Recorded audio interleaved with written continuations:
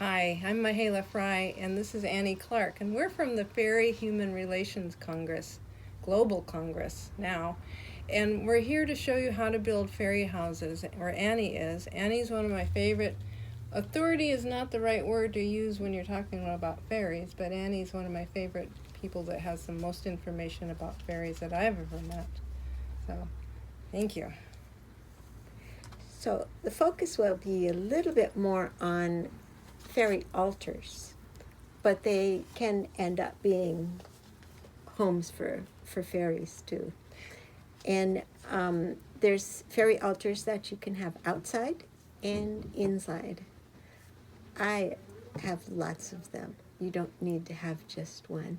But it's a really wonderful place when you want to bring more magic into your life and a place to focus your energy and um, and connect with the fairies and show your gratitude and appreciation for everything they do for us. Annie told me that if we built a fairy house in our home, then it would change our lives. And so my grandson and I did build a fairy house, and it did change our lives. Everything got better, which is really lovely. Yeah, Yay. yeah, he had a good time. I love the positive feedback that I get from people. So I want to show you how simple it is. You can go as extravagant or as simple as you want. Some things, like I made a little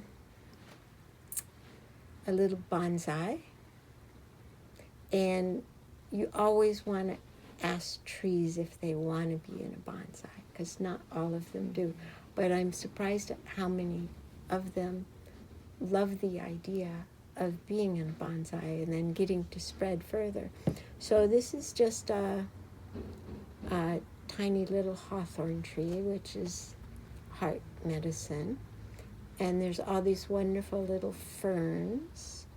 And so you can just get the right little crystal in, and then That's beautiful. boom, you've got this very simple little. And so you want to look for magic things that you can find.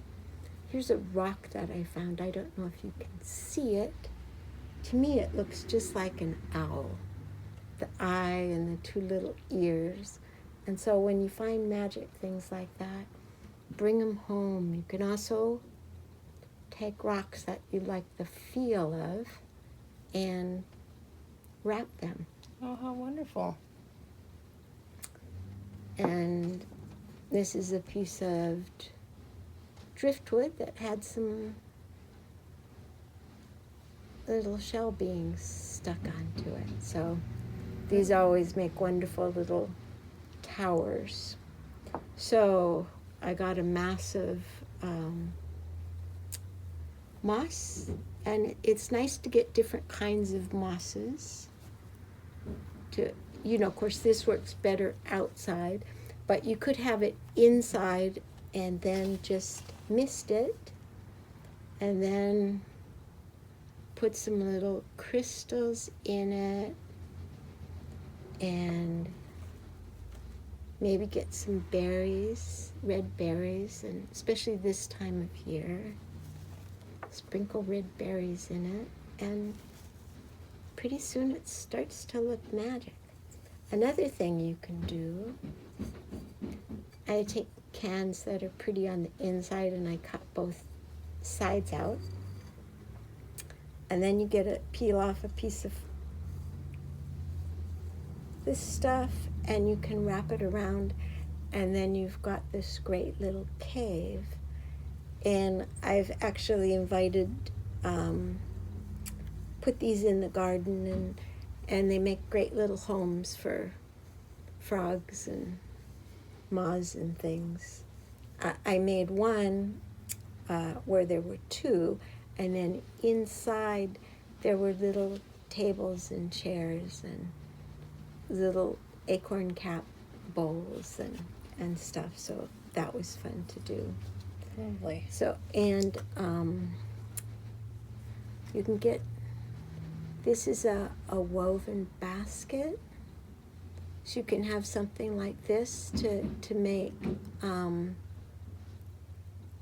offerings. Why would you make offerings, Annie? Where? Why? Oh, why? The fairies do so many wonderful things for me. So it feels really nice to express my gratitude. And then, as you know, they do wonderful things back. Also, this is another thing. There's these little tiny mosses or lichens that look like little mushrooms. So I always like to get some of those. Here's another one. So those always look great in these little altars too. They're beautiful. And then I want you to see up at the front. I can slide this towards me if that helps. Okay, so you can get much more complicated. Here's a couple little chairs. They're made out of twigs and very tiny little nails. And these are definitely indoor things. And I have them in my house. And they move by themselves. So they might be like this, and then I'll come in and they're like this. So they party sometimes. And I just got this. It's just a little branch that I thought, well, that would make a nice little end table for them. So I really encourage you to have fun with it. So it can be very complicated. It can be super easy. Nice thing about this one with the light shines through from the other side. So you always want to set these up so the light's shining through. And then also fairies like mirrors in the garden. So any place you can put a little mirror around, they will quite enjoy that. And they create portals for the fairies and for you to travel to other dimensions. So fairies have been a part of my life, my whole life. And in fact, I was very close with them as a child. But then at some point as a teenager, I kind of lost the connection. And then one day when I was living at this place called Esalen in Big Sur, this sweet little redhead girl came up to me one day and asked me if I believed in fairies. And I said, well, I used to. And she was like, why don't you now? And it just snapped me back into my connection with fairies. So she was this very evolved little being. And so even if you've lost your connection with fairies, everyone has that connection if you open up to it. And so starting with a simple little fairy altar can be a great way to start. And for those of you coming to the Fairy and Human Relations Global Congress, I encourage you all to build an altar ahead of time, before the Congress. So you have a place to center your energy and connect with everyone else. So, do you have any questions?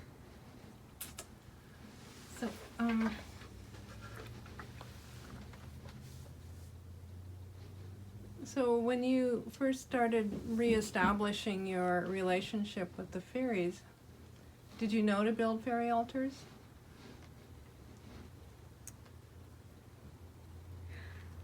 I didn't think of them as altars, but I did build them when I was living at Esalen. I would find a little place that looked like a doorway, and I'd make a door for it, and I'd have a little path, and I'd plant tiny little flowers, and I'd have beautiful little stone pathways, and so things that were magical little things that only people that were very aware would find. And so when they're walking around, you might all find this wonderful little scene someplace. And to bring that joy and wonder to other people, and also strengthen my relationship with fairies. You know, maybe in a way to say, I'm sorry for having forgotten my connection with you, and I'm really glad to have it back. You told a wonderful, wonderful story once about going to Africa and finding fairies there. Yes, the fairies in Africa are very different from the fairies in the States, and they watched me for about a week before they contacted me. But when they saw that I had a connection with leopards, the leopards would come whatever camp I was in, and they'd circle my tent at night, my first night at whatever camp. So over there they think I'm a shaman or a witch doctor, but who knows? So yeah, we connected, and I told them about our fairy congress, and they were interested, so I invited them to come, and they had to go talk to their council, and they came back, and they were, yeah, so that was 2 years ago, that they came to Fairy Congress, and a number of people saw them. Actually, they came out a week early and came to my house. And the fairies in Africa are very different. The fairies in America and in Europe are very similar. You know, we've all seen the paintings and drawings of them. The ones in Africa are more like plants or animals. They're more primal and wild. They're very magical, and it was fun to see them interacting with the fairies that we're used to. Awesome. So, yeah, and so when I was in Italy, the fairies over there helped me. I was telling them I wished we could build little portals so that the fairies could see what the Fairy Congress was like. And so the Italian fairies go, well, we can build those for you. So, and of course, they're magnificent builders. So we built them and set them up all over Europe, and then I started setting them up other places I'd been, and then other beings started contacting me and wanting them places. So now, you know, for the human part of the Fairy Congress, we're going global. We already started going global a couple years ago in the fairy realm. So I hope some of you can come join us. It's a magical place. One of the things about it that I love so much are around 200 or 300 other people who either see or hear or sense fairies, or like me work with them. But to be in that field of that many people that are at least open to the possibilities, it's a magical, magical place. I highly encourage all of you to go. Yeah.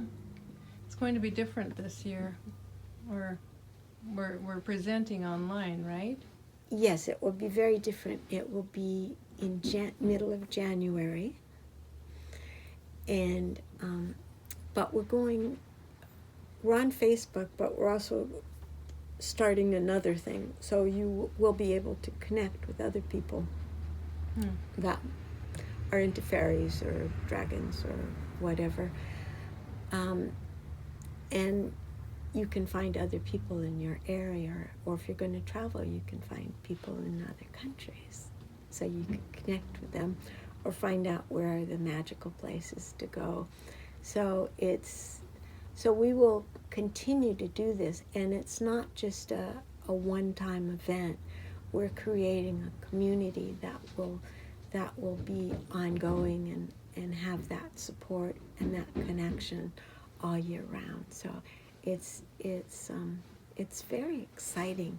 It's wonderful when you can take something that at first seems like a negative, and then you realize it can be a really amazing positive too.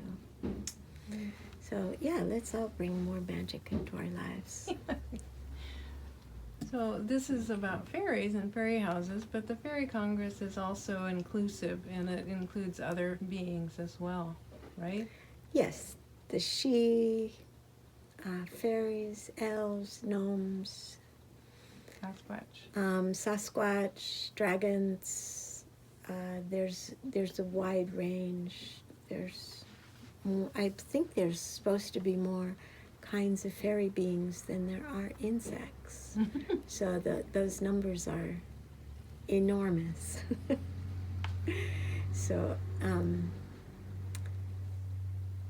so anything we can do to help you reconnect with your roots, and because everyone's seen fairies, you saw them as a child, you had that connection, so it's nice when you can connect back to that again. So sometimes when I see a little flick out of the corner of my eye, I wonder if that's not a fairy. Okay, well, the first way most people see fairies is out of the corners of your eyes. You'll see these little flickering lights. And if you look, they go away. So don't look. Just send love. Just start radiating love. And they may get more emboldened and show themselves to you. But that's the way most people experience fairies for the first time. Sometimes I see these little blue lights around me. What do you think those are? Those are fairies too. Fairies too. Nice. Yeah, there's such a wide range of fairies, and there's such a wide range of sizes. And in a sense, as the fairies evolve more, they get bigger. So there's huge fairies, big as mountains. Ah. And there's most people think of the little tiny ones, which is okay. Probably easier to think of them first and then later. Yeah, they're the ones that are around the most. Mm-hmm. Fairies, nature spirits. What's the difference between fairies and nature spirits? What do you think? Well, fairies is a broad term used for the entire realm of nature spirits, devas, fairies, elves, gnomes. A lot of people just use that blanket term, fairies, too. And I do it. It's easier than listing all the different kinds. Mm-hmm. And with fairies, there's different kinds. There's sylphs. There's the kind that are in fire. There's the kind that are in water. Most people think of the air fairies, and there's ones in dirt and minerals. There's nature spirits that help individual plants. And then there's fairies that, cover a much broader area. What do the ones that work with water, do they look differently than the ones that work with earth? Yeah, they do. And the thing is that fairies, they take on a shape for us. They take on a look. It's like getting dressed in an outfit. So that's why the fairies in Africa are so different, because European and American fairies, we expect the fairies to look a particular way, and that's how they look. So they do it for us. So, yeah, a being that spends all its time in water is going to look very different than one that spends its time in the air on the ground. Or fire. Do we have fire fairies? Yeah, they are. I think those are called salamanders. Right. And I don't know them very well. I've seen them, but I've not really played with them very much. It seems like it could be a little dangerous. Yeah. Well, they helped me yesterday. I hurt my hand really bad, and they instantly fixed it. Oh, wonderful. So, that was the fire fairies that did that for you? yeah. Wonderful. Very nice. So they're there even when there's not a fire going. There's, because you take wood, there's fire in wood. Mm-hmm. Just waiting to come out. So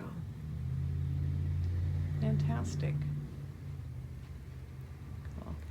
So I do fairies for myself. I've also done them for different organizations. I did one for the Global Earth Repair Conference, and that was fun because I had all the elements. So there was a fountain, so it looked like a waterfall, and then there was the mossy ground around it. I had done the whole thing. I asked the fairies if they had feedback for it, and they didn't say anything, so I just built this thing. And then the day before the event, the fairies come up to me and they go, "All right, we want to help you with your thing." I said, "Well, it's already made." And they go, "Well, we've got all these ideas." So they took me outside. They showed me rocks. I mean, they just looked like nothing, little pebbles to me, but they were very excited. So they came in, and they wanted a forest behind the waterfall. And so I got some bins, filled them with dirt, got a bunch of little trees, cut off some little branches so they looked like trees, set up these forests around them. Then I had a thing of lilacs along the edges of the fountain. So, and then there was a candle. So it had all the elements of fire, earth, water, air. And I found a bunch of little tiny mushrooms that I transplanted into the moss bed. So it was very magical. Yeah. I love it when I get to do it for events like that. So so again, just build your thing however you want.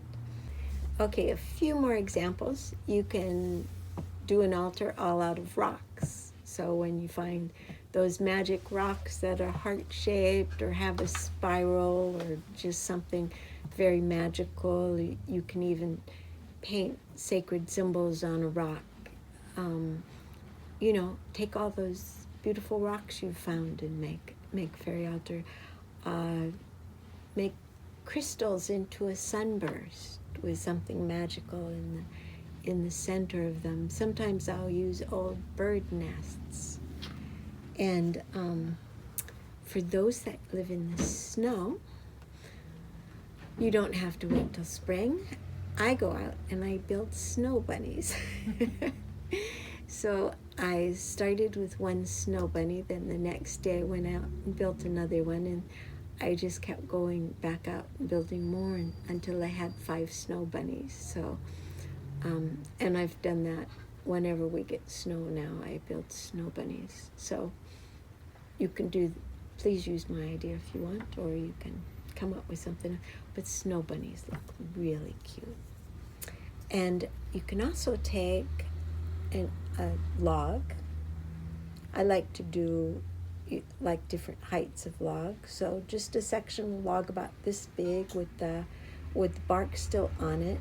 Cut the top so it goes like this, and then you can get old shingle or something or moss for the roof, and you put a door on it, but you can also drill a bunch of holes in it so that the bees can use it for homes. Like, I think it's mason bees that do that. And as you can see from some of the examples, then you can put other things with them to look fun and like little fairy houses, and that makes a great altar. And I've done a lot of I've done a number of the little bonsai things. One, a frog came and lived in one of my bonsais, and I invited a moth in and butterflies in, so you can create a space for wildlife to be, but also, you know, that you can connect with. So hope you enjoy it, and hope it gives you inspiration. Also show some pictures of things that inspire me. So when you go places, take pictures of things, places where you can feel the energy of fairies, and that can help you connect. And also, like, you can paint a picture of, this is a little oil painting I did of one of my favorite places, and then you can, you know, make a little tree out of felt, and then put it behind a scene, so you can, you know, you can create a little backdrop that way too. That's beautiful. You put it behind like that. Isn't that cool? Yeah, so it's, you know, there's lots of ways that you can do it. You could cut out a picture from a magazine if that's what you want to do, or take a photo of something and then put, you know, blow up the photo, and you can make a little traveling altar to go with you. That would be fun. Awesome. And you know, binding rocks. You know, you can have a, you know, like a stick or another rock bound to it, wind them together. Those are fun. Another altar that I had 2 of these little cave type can things, and always set it up so the light comes in from the back and reflects off the bottom, and I had furniture inside them, and so anyway, I encourage you to have fun with it, and children love to do stuff like that. And if they have ideas, don't tell them that they aren't good ideas.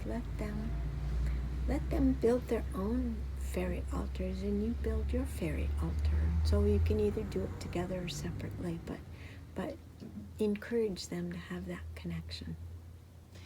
And if you're wandering outside and you hear, how do you know that the fairy wants you to pick up a certain rock? Do you feel it inside you? Do you just feel attracted to it? What makes you know that that's the rock that the fairy would like, or the stick or whatever that the fairy would like on its altar? Well, this was all, I went out this weekend, Mm-hmm. and I went to a park near me, and the fairies pulled me off the trail. So I went up over this hill and bushwhacked, and then found these wonderful little animal trails, and they were just so it's almost like things light up. Ah. You know, it's like something gets sparkly, and then it's like, look how magical this is. And I look and it's like, oh, that's totally magical. Okay. And so I let them pick. It's just like today I didn't have anything planned out. You know, I just wanted to gather the things that they suggested and let them direct how it looked. It looks beautiful. I love all the bright colors. It just and I especially love that unicorn horn of a This. yes. It's just Yeah, it's like a little tower. fairy tower. It is. It's gorgeous. Yeah, so when you find special things, bring them home. And you know, I mostly use natural things, but sometimes, like, this was a throwaway from a wood shop. Oh. You know, who knows what it was? It obviously didn't work, but to me it has lots of potential. So it could look fabulous in just the right place. Yeah. Well, so crystals and pieces of pottery and pieces of wood and wonderful rocks and stones and lots and lots and lots of little plants. And things that feel good. For some of the things at the nurseries, they sell these plants that have the tiniest little blue flowers on them, and those look wonderful. You know, tiny moss with blue flowers, and it's like, that's a great place to start. And little bells that tinkle, things that smell good. You know, whenever you can bring in some of the different elements. Cool. Bells. Do fairies like music and sound? They love sound, yes. Do they like it when you sing to them? They do. And actually, birds like it when you sing to them. So often when I go to do something, I will ask the birds for advice. I'll ask fairies if they have opinions on stuff. And so it's like when I had that whole thing built and they wanted half of it changed. You know, the fairy altar was for them. So there could be a place inside at this event where they could be inside Mm-hmm. Yes. and you know, their place. So have fun with it and connect with that. Bring more magic into your life. Bring more magic. That's a good idea. Thank you, Annie. That was just awesome. Thank you. I very much enjoyed it. Very cool.